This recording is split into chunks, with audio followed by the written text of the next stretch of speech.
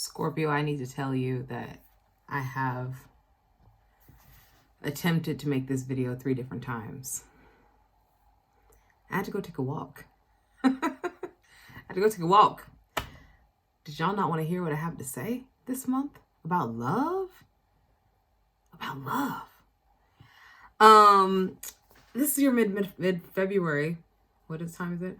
Mid-February reading. Now, I know we're into March, but we're doing mid-February right now. This is where we are right now. And this is going to go through the story of, what's been happening in love. What do you need to know? What do you need to know? I am using new decks. I'm using new, I have a new space. I just moved, which is another thing. I just moved. New space. New bitch, who's this? And we have, we're going to use the Romance Angel Oracle cards. I'm going to pull 3 of those.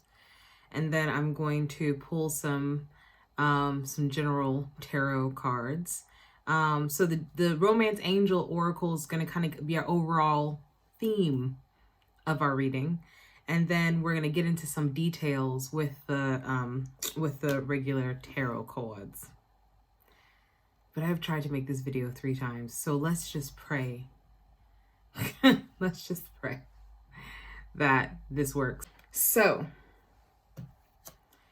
the 3 angel oracle cards that came up for you is, it is safe to love. Open your heart to give and receive of the highest energy of all. The second card is love yourself first. Your self-respect makes you more romantically attractive. And the third card is stay optimistic about your love life. Positive thinking and faith will bring you romance. Okay.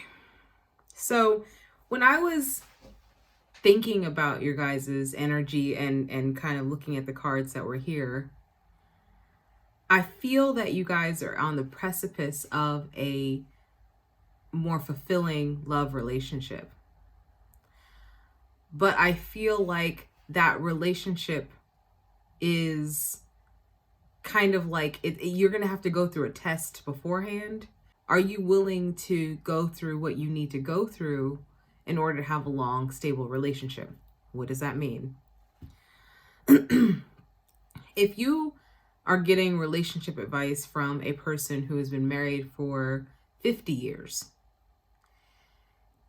the relationship advice that you might get from that person is going to be about all relationships have their ups and downs. Things that they thought that they went through, they thought they never overcome. How they had to learn to communicate with each other, how they had to learn to interact with each other. If you talk to somebody who has never had a stable relationship or only had a minimal stable relationship, and they're still working through the hurts and pains and stuff like that of not being in a solid relationship, it's going to look totally different. It's going to usually be about the reasons why you should walk away or run away or all the red flags or whatever. The thing is that we get in relationships with other humans. We don't get in relationships with God or the creative source or our parents. We get in relationships with other humans. Now, sometimes the relationships with those other humans may be, may have a lot of elements to them that don't work. It's perfectly fine, But I think too often in this sort of instant world, right? In this instant world that we sort of live in, we're expecting everything to be right here, right now. And we're not really willing to take the journey of relationships or a relationship of love.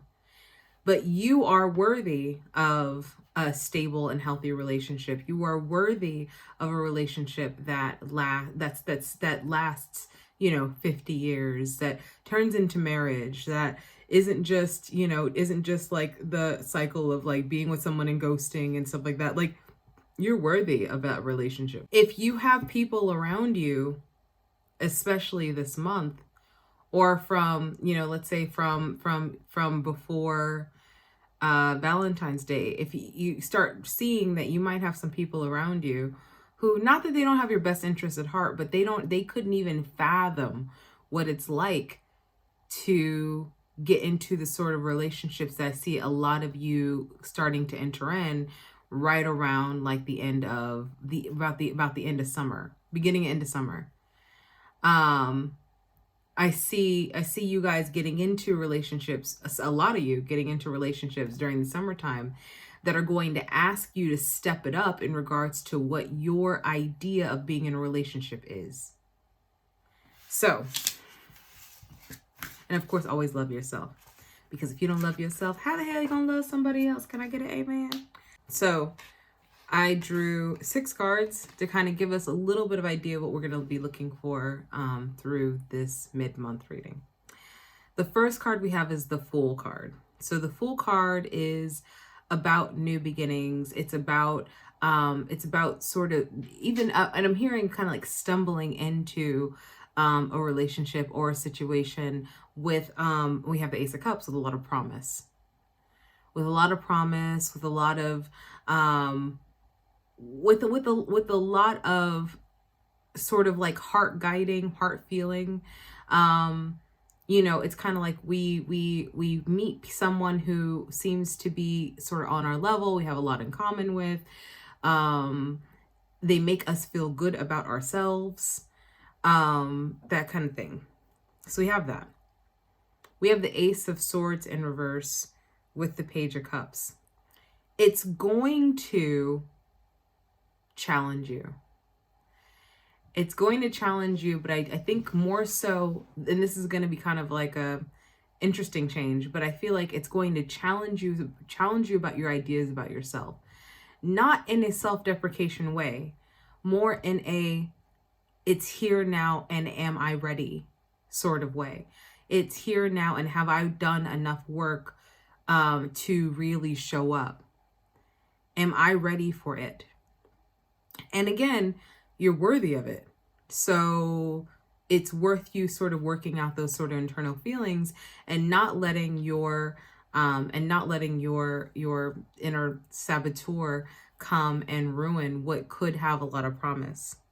I see the 3 of Pentacles, you know, you really kind of working on yourself this month. Once you kind of see it, really working on yourself this month and really, we have the Queen of Rods here, and realizing that the relationship was never about the other person.